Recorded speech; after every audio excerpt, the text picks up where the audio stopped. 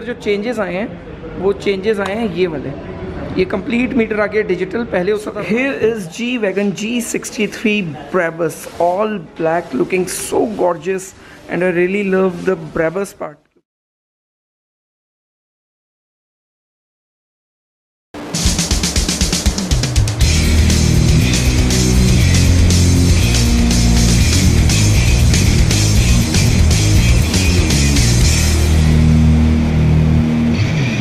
तो यार मैं हूँ अभी शोरूम पे और मेरे साथ आ गए अमन भाई।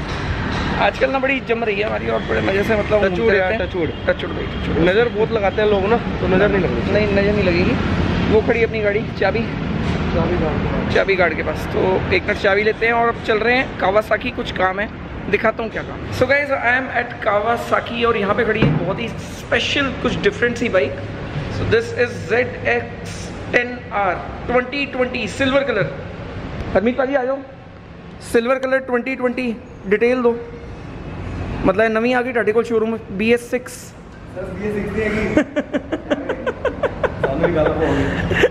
तो मैं एक्चुअली मज़े ले रहा हूँ भैया के।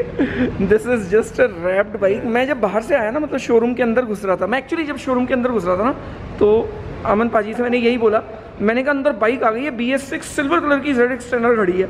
मैं 100% आ गई BS6। तो ये क्या खड़ी हुई है, मतलब बेचने के लिए खड़ी है क्या कर? तो बिकी हुई यहाँ क्यों लगा रखी है? मतलब उनको लेनी है, दिलवा नहीं रहे हो आप, गलत बात है ये तो। इनको दिलवाऊंगा मैं। क्यों? तो मिलेगी BS6। तो भाई बताओ जरा अमन भैया को क्या लेना चाहिए, BS6 वाली ZX10R या मैं हायाबुसा दिलवा दूँ? कोई हायाबुसा इनके पास है नहीं, कुछ अभी होता तो शायद ले लेता। अगर तो हायाबुसा दिलवा देंगे। इनके पास इतनी बाइक्स आती हैं। नहीं, एक ही खड़ी है अभी तो दिख रही, वो लेनी नहीं। वो लेनी नहीं है, कुछ नहीं सी दिलवा दो। 18-19 मॉडल मिल जाएगी तो दिलवाओ। अभी करवाओ, ठीक है अभी दो पहले अभी लोग भी बाइक अभी चलो अभी डन कर। पैसों की वीडियो खींचोगे? हाँ पैसों की वीडियो में खींचूंगा और बोलो चलो मैं कैश दूंगा। कितना कैश चाहिए? कितना चाहिए? कैश लेना पड़ेगा। कैश में पूरा कैश लूंगा। हाँ चलो लेना पड़ेगा। नहीं लेना पड़ेगा। मैं ट्रांसफर मारूंगा। अरे मैं कह रहा हूँ कैश दूंगा, आप ट्रांसफर मुझे मारना। मैं आपको फोटो दिखा भाई, फोटोज में बाइक चेक पसंद तो करो तभी तो मंगाऊंगा। एक काम करते हैं, मैं घर से ना नोटों की फोटो मंगाता हूँ, मैं भी फोटो में दिखा दूंगा। मैं भी फोटो में दिखा दूंगा। अब ओके कर देना, मैं भी ओके कर बाइक गाड़ी लेनी है। So guys this is Z900 2020 BS6 version और इसके अंदर जो चेंजेस आए हैं वो चेंजेस आए हैं ये वाले। ये कंप्लीट मीटर आ गया डिजिटल। पहले होता था राउंड और इसके अंदर पावर मोड्स भी आ गए, प्लस ट्रैक्शन कंट्रोल भी दे दिया। तो 3 power modes and 3 traction modes, plus bike में वैसे कुछ मुझे बहुत ज़्यादा फ़र्क नहीं नज़र आ रहा है, but it's looking nice. Specially ये जो विंड स्क्रीन है ये बहुत डिफरेंट लग रही है। गीवी की विंड स्क्रीन कुछ अलग सी लग रही है ये। तो गाइस मैं घूमते घूमते पहुंच गया CP और यहाँ पे ना एक टी-शर्ट्स की शॉप है यहाँ पे, बड़ी अल्टीमेट वाली।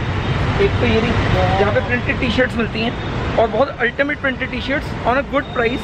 और अमन पाजी मुझे कुछ खिलाने ले रहे हैं। क्या खिलाने ले रहे हो भाई? हम खाएंगे टैको। पता नहीं टैको होता क्या, मैंने कोई खाया भी नहीं है, शायद खाया भी हो तो मुझे पता नहीं है। वैसे चलते हैं टैको भी खा लेते हैं, ट्राई कर लेते हैं आज। तो टैको बेल पे टैको पे टैको, चलो देखते हैं। अब मैंने अंदर ब्लॉक क्यों नहीं किया, खा लिया बहुत ज़्यादा, एक्चुअली भर गए हैं। पाजी ने ना मतलब ऐसे पहले तो ये ना जिम कराते टाइम बोलते हैं कि बस ये नहीं खाना, वो नहीं खाना। हफ्ते में एक दिन तो चीट डे चलता है, तो भाई को भी सिखाना पड़ेगा। कल भी चीट डे ना, फ्राइडे कल। नहीं कल चीट डे नहीं करेंगे, कल तो चीटिंग करेंगे। कल चीटिंग करेंगे, देखो आज चीट डे, कल चीटिंग करेंगे। भाई गॉड, वही चढ़ाएगा क्या? वो इतनी चिपका दी भाई ने गाड़ी पूरी। तो वो जो शेक था ना लास्ट का, वो तो ऐसा था, मतलब मैं यहाँ तक मील खिलाई वो तो फुल ऑन हेल्दी वाली थी। मील ऑसम थी। टेस्ट कैसा लगा? टेस्ट अच्छा था। और उसके बाद शेक जो हो गया वो ओवरलोड हो गया, कैरामेल विद आइसक्रीम, तो वो कैलोरीज ज़्यादा हो गई। कोई नहीं, रात को एक्सरसाइज करेंगे तो उसमें बंद करवाएंगे भाई की कैलोरी। ये ना मजे ले रहे हैं लगातार। रोज मतलब कहते हैं पहले खिला लो, हाँ फिर तोड़ दो। खिला पिला के बकरा कट रहा है और कुछ नहीं हो रहा है। अंदर मैंने व्लॉग इसलिए नहीं किया, अंदर बहुत प्यारा था। व्लॉग मैंने इसलिए नहीं किया क्योंकि अंदर म्यूजिक चल रहा था, कॉपीराइट इश्यूज सबको पता है। तो चलते हैं, चलो नेक्स्ट डेस्टिनेशन। मैं आ गया हूँ अभी यहाँ पे करोल बाग। आए ना मुझे पूरी दुनिया घूमनी पड़ेगी, मुझे ऐसा लग रहा है। तो कुछ सामान लेना है, वैसे एक्चुअली सपोर्टर लेना है क्योंकि मेरे वेट स्टार्ट हो चुके हैं, तो उसके लिए सामान तो लेना पड़ेगा। ये काम करो आप गाड़ी मोड़ो वहीं पे। तो भाई सपोर्टर मिल गया और भाई को थोड़ा बहुत और सामान लेना था अपने लिए, वो भी सामान ले लिया। मैं बैठ गया हूँ ड्राइवर सीट पे। तो वैसे ही बड़ी डिफरेंट सी कार है, डिफरेंट सी मतलब this is Toyota लीवा। Let's see ये कैसी चलती है, मुझे तो पता भी नहीं है। तो शीशा खोल दूँ जरा। तो पीछे लग गया पूरा ट्रैफिक, एक बार ट्रैफिक जैम हट जाए फिर चलते हैं। One eternity later.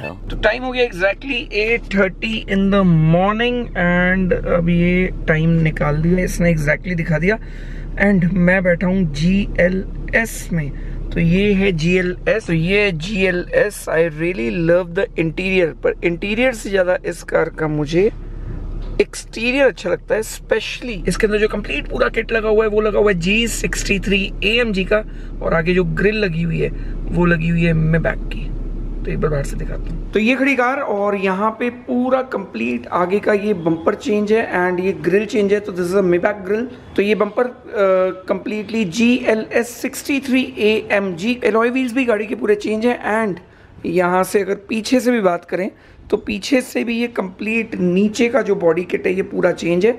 And plus इसके अंदर एक हमने और स्पॉइलर लगा दी है जो थोड़ा सा डिफरेंट लग रहा है और सच बताऊं तो काफ़ी स्पोर्टी भी लग रहा है। तो एक GLS लूँ और उसको G63 AMG में कन्वर्ट करा लूँ, और एक और कार बहुत ही स्पेशल वो भी दिखाता हूँ। तो यहाँ पे खड़ी है एक BMW 3 GT with chameleon colour. तो एग्जैक्टली यही वाला कलर है जो अपन बाइक के लिए सोचे थे हायाबूसा पे, पर जब हायाबूसा की फोटोग्राफ्स देखी इस कलर पे तब मज़ा नहीं आया बिकॉज बहुत डल लग रही थी। पर ये कार एक्चुअली क्या काफ़ी बड़ी होती है, इसलिए ये कलर बहुत ही अच्छा लग रहा है। अब ये देखो, ये कलर जैसे जैसे मैं कैमरा घुमाता जाऊँगा चेंज होता चला जाएगा।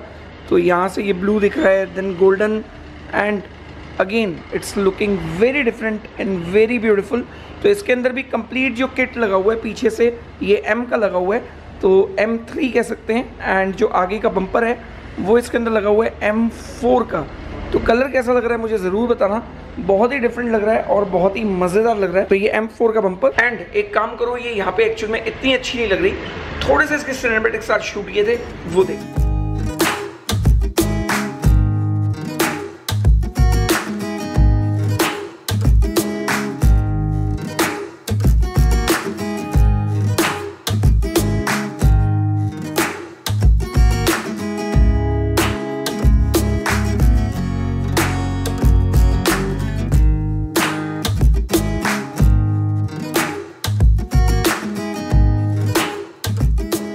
तो आज वैसे रात को इतना मैं लेट हो चुका हूँ कि 8 बज चुके हैं, बट एक स्पेशल कार ज़रूर कवर करनी बनती है। Here is G-Wagon G63 Brabus, all black, looking so gorgeous and I really love the Brabus part क्योंकि यहाँ पे powered by Brabus, even alloy wheels special हैं इसके।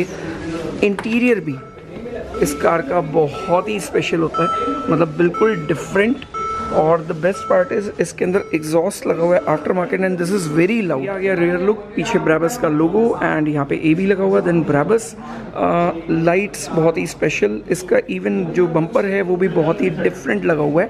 तो कार ये एक्चुअल में बहुत ही पावरफुल है एंड अच्छी खासी powerful, even one of the rarest SUVs जिनको एक्चुअली चलाने में डर भी लगता है क्योंकि पावर इतनी है और इतनी एग्रेसिव है कार कि डरा देती है। तो कुछ इस तरीके से अपनी कार की डिलीवरी होती है। यहाँ पे कुछ बैलून से डेकोरेशन, यहाँ लगेगा केक, एक गिफ्ट। अंकित भैया देखते ही भाग गए मुझे एंड कार ढकी हुई खड़ी है, स्पेशली DRL जलती हुई बहुत अच्छी लग रही है। हेलो अंकित भैया, कैसे हो, केम छो? चुप चुप के काम कर रहे हो आप?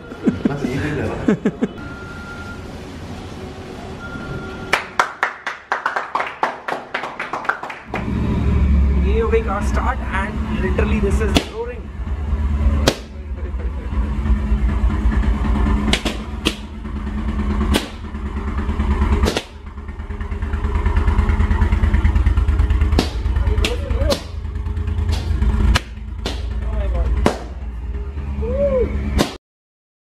अधूरी कहानी पार्ट 9। अब 9 वाला पार्ट ना बड़ा डिफरेंट है और काफ़ी कुछ चेंज हो चुका था लाइफ में।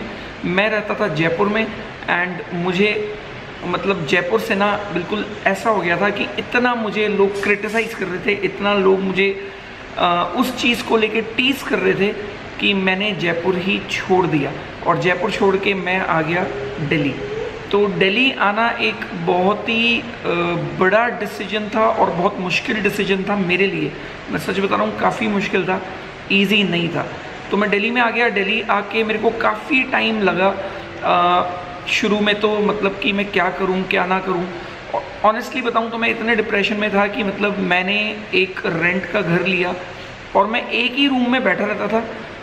कंप्यूटर पे कुछ ना कुछ या तो स्क्रॉल करता रहता था या मूवीज़ देखता रहता था या मैक्सिमम टाइम मैं ऑनलाइन सोशल मीडिया पे कुछ ना कुछ करता रहता था। But I was doing nothing.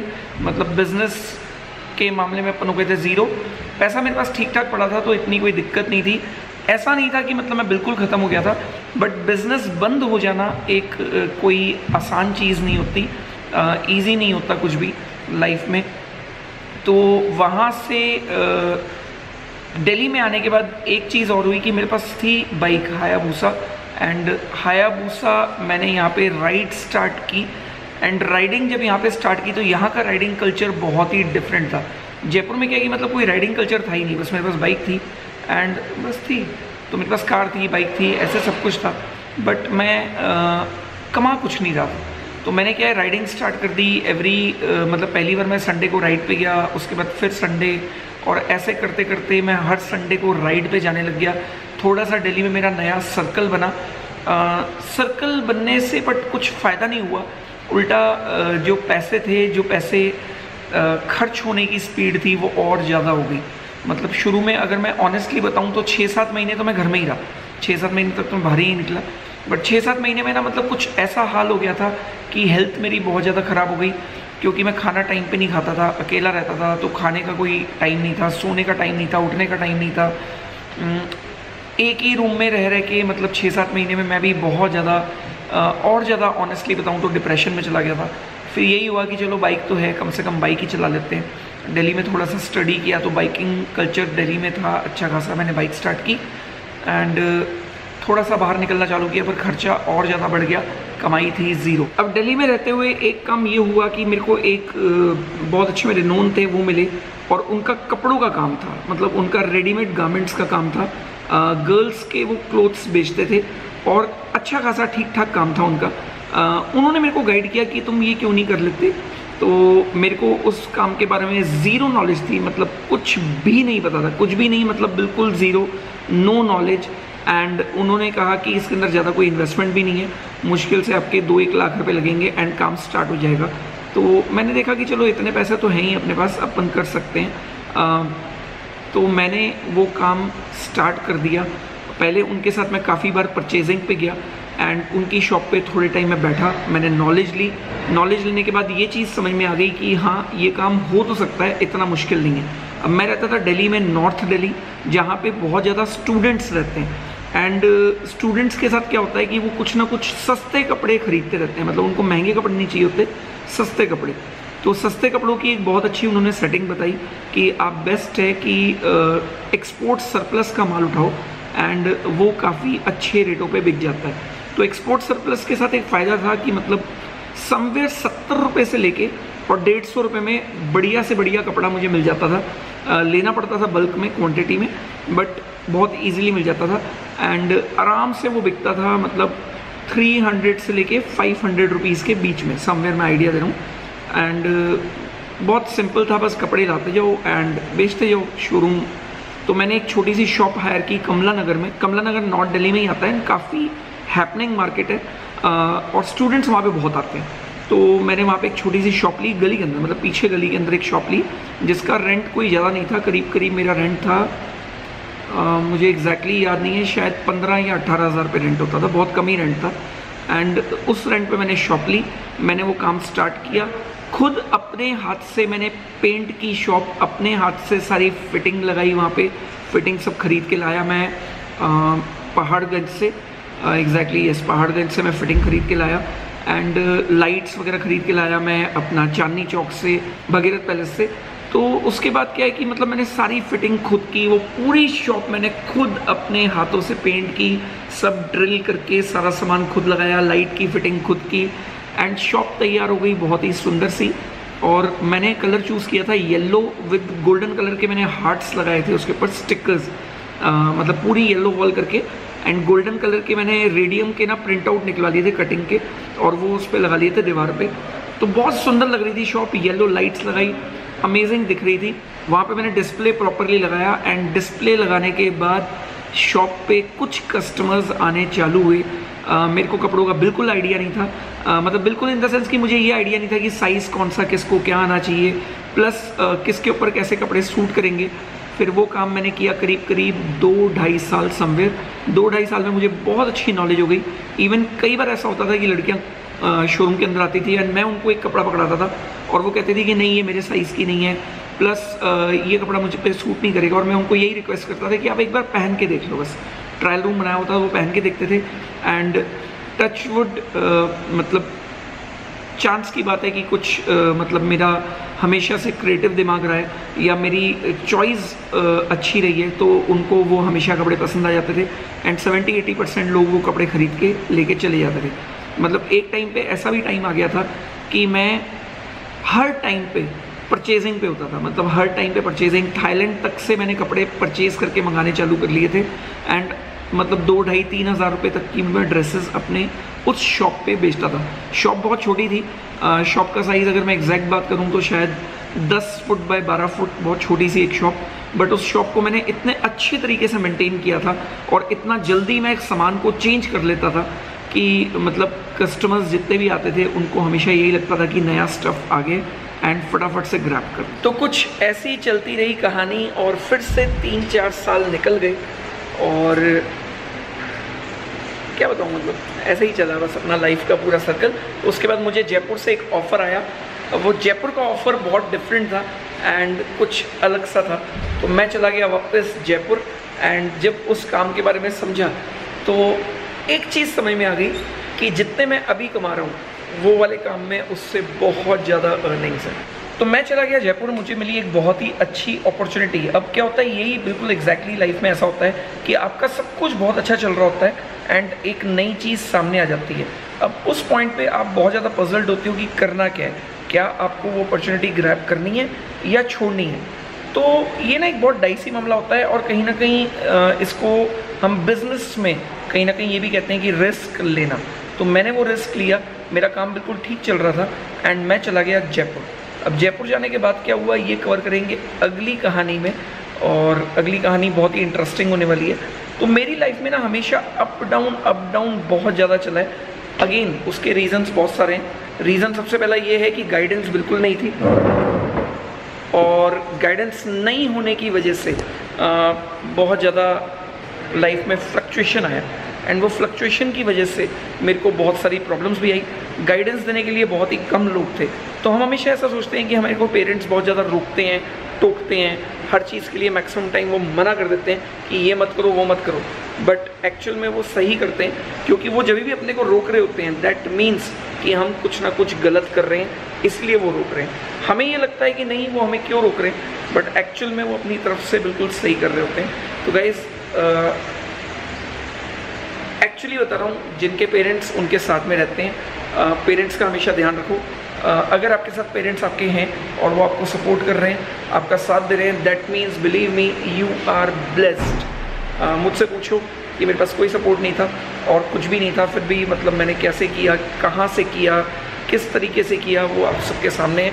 And ये जितनी स्पीड में मैंने कहानी सुनाई है ना, ये इतना इजी नहीं था, सच बता रहा हूँ, बहुत डिफ़िकल्ट था। ये एक एपिसोड भी 4-4, 5-5 साल या 2-3 साल का इन्वॉल्वमेंट है। तो अगर मैं 10 मिनट में 5 साल कवर कर रहा हूँ तो समझ जाओ कि कितनी मेहनत हुई होगी हर काम में। तो अगर वीडियो पसंद आ गया हो तो लाइक, कार स्पेशली अगर पसंद आ गई हो तो बिल्कुल लाइक कर ही देना, क्योंकि कार्स पे बहुत मेहनत हो रही है। और आजकल क्या है कि लोग कहते हैं कि अपने चैनल पे कंटेंट नहीं आ रहा, तो वैसे ये सारा कंटेंट ही है। ये अपने शोरूम में जितनी भी चीज़ें खड़ी है ना, ये सारा कंटेंट होता है। ऑटोमार्क पे चला जाता हूँ, वहाँ पे भी कंटेंट होता है। बट आजकल कहीं ना कहीं मैं जितना मेरे सामने होता है बस वो कवर कर देता हूँ। तो इस वीडियो में शायद 3 गाड़ियाँ मैंने एक साथ दिखा दी, बट तीनों गाड़ियाँ बिल्कुल यूनिक एंड अलग। तो अगर कोई भी एक गाड़ी भी पसंद आ गई हो तो भी लाइक, चैनल सब्सक्राइब नहीं किया तो कर लेना। मिलते हैं एक नए ब्लॉग के साथ कल सुबह 7:30 बजे। Bye bye, take care and love you to family.